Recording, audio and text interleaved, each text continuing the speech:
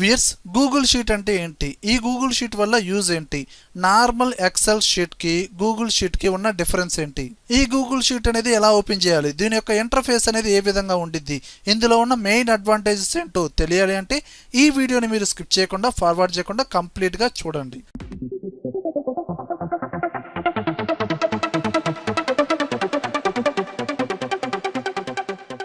Hi viewers, నా పేరు దుర్గా ప్రసాద్. మీరు చూస్తున్నారు కంప్యూటర్స్ అడ్డా యూట్యూబ్ ఛానల్. వ్యూయర్స్, ఈ కంప్యూటర్స్ అడ్డా యూట్యూబ్ ఛానల్లో ఉన్న వీడియోస్ నచ్చితేనే లైక్ చేయండి, షేర్ చేయండి. నేను అప్లోడ్ చేసే వీడియోస్ అనేది నోటిఫికేషన్ రూపంలో రావాలనుకుంటే ఇక్కడ ఉన్న సబ్స్క్రైబ్ బటన్ని క్లిక్ చేసి పక్కనే ఉన్న బెల్ ఐకాన్ని ప్రెస్ చేసి ఆల్ అనే ఆప్షన్ క్లిక్ చేయండి. అలానే ప్లేలిస్ట్ లోకి వెళ్ళి ఈచ్ అండ్ ఎవ్రీ కోర్స్ ని ఒక ఆర్డర్ లో చూసుకోండి. అలానే ప్రతి వీడియోలో కింద డిస్క్రిప్షన్ లో each and every course video links అనేది ఇవ్వడం జరిగిందండి. అలానే computersAdda.com అనే వెబ్సైట్ లోకి వెళ్ళి ఈచ్ అండ్ ఎవ్రీ కోర్సు, దానికి సంబంధించిన వీడియోస్, నోట్స్, ప్రాక్టికల్ ఫైల్స్, అలానే షార్ట్ కట్ కీస్ కూడా నేర్చుకోండి. గూగుల్ షీట్ అంటే cloud based spread sheet application అండి. అంటే ఇది ఆఫ్లైన్లో వర్క్ అవ్వదండి, ఆన్లైన్లో మాత్రమే వర్క్ అవుతుంది. ఇప్పుడు మనం ఒక రెగ్యులర్ వెబ్ పేజీలో గూగుల్, ఫేస్బుక్ ఎలా అయితే ఓపెన్ చేస్తామో అలానే ఈ గూగుల్ షీట్ అనేది మనం ఒక బ్రౌజర్ విండోలో మాత్రమే ఓపెన్ అవుతుందండి. ఈ గూగుల్ షీట్ అనేది టోటల్ ఫ్రీ అండి, ఎలాంటి పర్చేజ్ చేయాల్సిన అవసరం లేదు. దీన్ని యూజ్ చేయడం కూడా చాలా ఈజీ అండి. డేటాని అనాలిసిస్ చేయడానికి ఎన్నో రకాల ఆప్షన్లు ఇందులో ఉంటాయండి. ఇందులో ఉన్న మెయిన్ అడ్వాంటేజ్ ఏంటి అంటే మీరు గూగుల్ షీట్ లో వర్క్ చేసిన ఆ షీట్ ని డిఫరెంట్ లొకేషన్ లో ఉన్న మల్టిపుల్ పర్సన్స్, అంటే మీ ఆఫీస్ కొలీగ్స్ కావచ్చు, ఎవరైనా కావచ్చు, ఒకే టైంలో ఆ షీట్ ని చూడొచ్చు అండ్ వర్క్ కూడా చేయొచ్చు. అంటే ఎడిషనల్ వర్క్ చేయొచ్చు అండ్ మోడిఫికేషన్ వర్క్ కూడా చేయొచ్చండి. అలానే కొన్ని రూల్స్ కూడా పెట్టుకోవచ్చండి. మీరు యాడ్ చేసిన మెంబర్స్ ఉన్నారు కదా, 4 మెంబర్స్ యాడ్ చేశారనుకోండి, అందులో 2 మెంబర్స్ ఆ గూగుల్ షీట్ ని జస్ట్ చూడగలరు అంతే. అండ్ ఇంకో 2 మెంబర్స్ ఆ షీట్ లో మోడిఫికేషన్ వర్క్ కూడా చేయగలరు. మీ వర్క్ షీట్ లో మోడిఫై చేస్తున్న పర్సన్ ఎవరు, అసలు ఏం మోడిఫై చేస్తున్నారు ఏందనేది లైవ్ లో చూడొచ్చండి. ఓకే వ్యూయర్స్, ఇప్పుడు మనం ఈ గూగుల్ షీట్ ని ఎలా ఓపెన్ చేయాలో చూద్దాం. చూడండి వ్యూయర్స్, గూగుల్ షీట్ ఓపెన్ చేయాలంటే ఇంటర్నెట్ ఉండగానే సరిపోదండి, మీకు ఒక గూగుల్ అకౌంట్ ఉండాలండి. గూగుల్ అకౌంట్ అంటే కొత్తగా చూడాల్సిన అవసరం లేదండి. గూగుల్ అకౌంట్ అంటే మీ జీమెయిల్ అకౌంటే గూగుల్ అకౌంట్, ఓకేనా?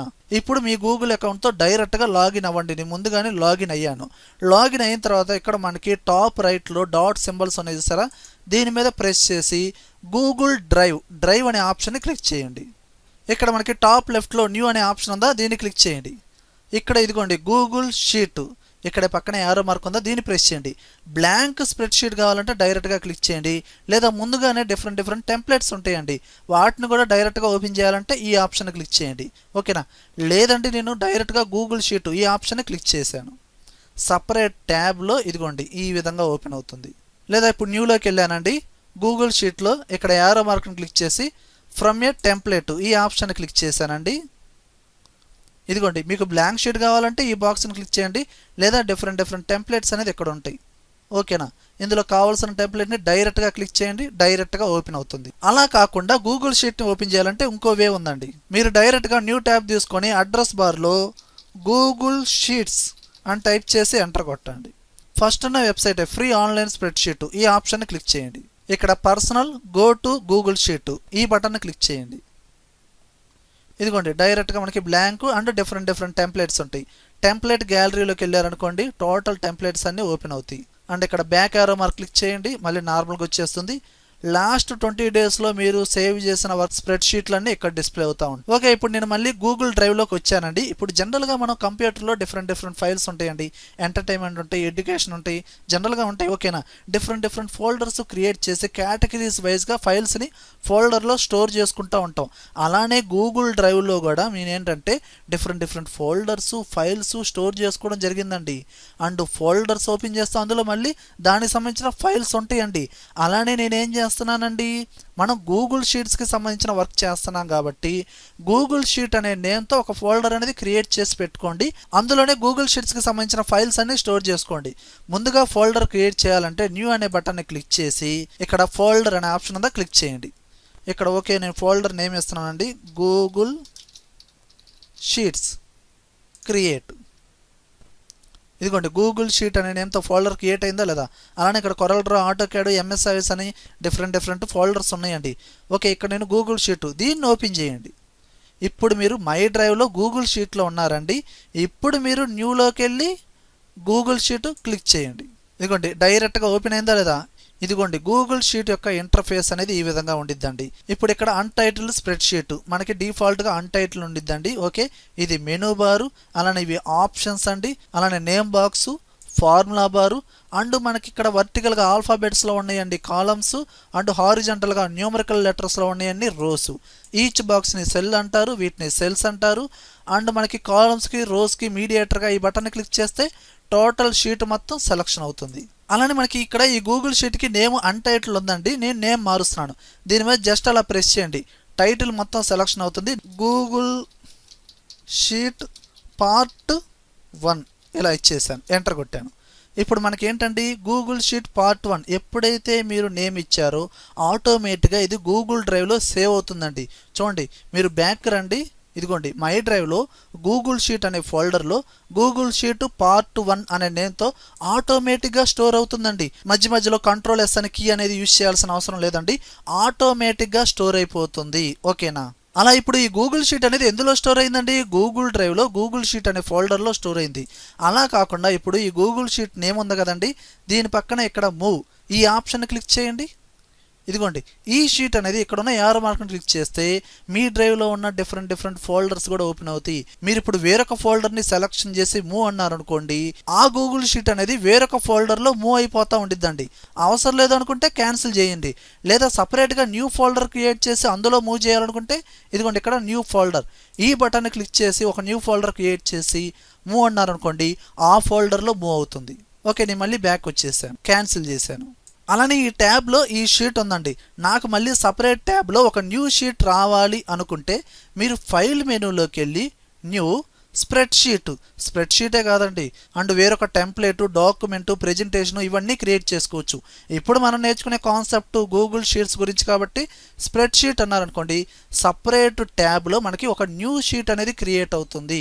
మళ్ళీ దీనికి సపరేట్గా నేమ్ ఏదైనా ఇచ్చారండి, నేను ఇక్కడ ప్రసాద్ అని ఇచ్చేసి ఎంటర్ కొట్టానండి, ఆటోమేటిక్గా మనకి ఏమవుతుందండి మై డ్రైవ్లో స్టోర్ అవుతుందండి. లేదండి నాకు సపరేట్ ఫోల్డర్లో కావాలనుకుంటే ఇక్కడ మూవ్ అనే ఆప్షన్ క్లిక్ చేసి అండ్ మీరు ఇక్కడ గూగుల్ షీట్ ఫోల్డర్ని సెలెక్షన్ చేసి మూవ్ అనండి, అందులో స్టోర్ అయిపోతుంది. ఇప్పుడు గూగుల్ డ్రైవ్లోకి వెళ్ళండి, మై డ్రైవ్లో గూగుల్ షీట్లో ఇప్పుడు 2 షీట్స్ ఉన్నాయండి. లేదా మీరు సపరేట్గా న్యూ ట్యాబ్ క్రియేట్ చేసి ఇందులో షీట్ డాట్ న్యూ ఈ విధంగా టైప్ చేసి ఎంటర్ కొట్టండి. ఇదిగోండి సపరేట్గా న్యూ ట్యాబ్లో మనకి షీట్ అనేది క్రియేట్ అవుతుంది. ఇలా కూడా క్రియేట్ చేసుకోవచ్చు. ఇది సెకండ్ మెథడ్. అలానే వ్యూవర్స్ నార్మల్ ఎక్సెల్ షీట్లో ఎలా అయితే మనం టైప్ చేస్తామో డేటాని ఎంట్రీ చేస్తామో అలానే గూగుల్ షీట్లో కూడా డైరెక్ట్గా మనకు కావాల్సిన డేటా అనేది ఈ విధంగా ఎంటర్ చేసుకోవచ్చు. ఓకేనా? అలా ఎంటర్ చేసిన తర్వాత ఫిల్ హ్యాండిల్తో డ్రాగ్ చేసుకోవచ్చు అండ్ డేటాని సెలెక్షన్ చేసి కాపీ చేసి వేరే చోట పేస్ట్ చేసుకోవచ్చు అండ్ డేటాని సెలెక్షన్ చేసి కావాల్సిన చోట మూవ్ కూడా చేసుకోవచ్చు. అలానే నార్మల్ ఎక్సెల్ ఫైల్లో మనకి రోస్ చూసుకుంటే 10,48,576 రోస్ ఉంటాయండి. అన్ని రోస్ అన్ని కాలమ్స్ ఉండవండి. మనకి ఇందులో కాలమ్స్ చూసుకుంటే లాస్ట్ కాలం దగ్గరికి వెళ్ళిపోవాలనుకుంటే మీరు కంట్రోల్ పట్టుకొని రైట్ యారోకి ప్రెస్ చేయండి. అదిగోండి లాస్ట్ కాలం అనేది జెడ్ వరకు ఎండ్ అయిపోతుందండి. అలానే రోస్ చూసుకుంటే కంట్రోల్ పట్టుకొని అప్ యారో అనండి, 1000 రోస్ మాత్రమే ఉంటాయండి. అంటే ఏ నుంచి జెడ్ వరకు కాలమ్స్ ఉంటాయి. రోస్ చూసుకుంటే 1 నుంచి 1000 వరకు ఉంటాయండి. మరి అడిషనల్గా రోస్ కాలమ్స్ యాడ్ చేయాలంటే ఎలా అంటే యాడ్ చేసుకోవచ్చండి. మనం ఎలా అంటే ఇప్పుడు జనరల్గా మీరు ఇప్పుడు ఏదైనా ఒక కాలంని యాడ్ చేయాలంటే పర్టికులర్ ఆ కాలంని సెలెక్షన్ చేసి రైట్ క్లిక్ ఇవ్వండి. లేదా ఆ కాలంని సెలెక్షన్ చేస్తే ఇక్కడ లిస్ట్ బాక్స్ ఐకాన్ డిస్ప్లే అవుతుందా లేదా దీని మీద ప్రెస్ చేసినా మనకి కట్టు కాపీ పేస్ట్ స్పెషల్ ఆప్షన్స్తో పాటు ఇదిగోండి ఇన్సర్ట్ 1 అంటే 1 కాలం అనేది లెఫ్ట్ సైడ్లో ఇన్సర్ట్ అవ్వాలా, రైట్ సైడ్లో ఇన్సర్ట్ అవ్వాలా. ఇన్సర్ట్ 1 లెఫ్ట్ అన్నాను అనుకోండి, ఇదిగోండి లెఫ్ట్ సైడ్న 1 కాలం అనేది ఇన్సర్ట్ అయింది. అలా సెలెక్షన్ చేసి మీరు రైట్ సైడ్లో ఇన్సర్ట్ చేసుకోవచ్చు, పర్టికులర్ కాలంని డిలీట్ చేసుకోవచ్చు, డేటాని క్లియర్ చేసుకోవచ్చు, హైడ్ చేసుకోవచ్చు, అలానే రీసైజ్ చేసుకోవచ్చు. డిఫాల్ట్గా 100 ఉందండి, అంటే ఆ కాలం విడ్త్ అనేది నేను ఇక్కడ 50 ఇచ్చి ఓకే అన్నాను అనుకోండి, ఆటోమేటిక్గా 50 సైజ్తో కాలం విడ్త్ అనేది డిక్రీజ్ అవుతుంది. అలా రోస్ అయినా అంతేనండి, రోస్ మీద రైట్ క్లిక్ ఇవ్వండి, సేమ్ ఆప్షన్స్ రిపీట్ అవుతాయండి.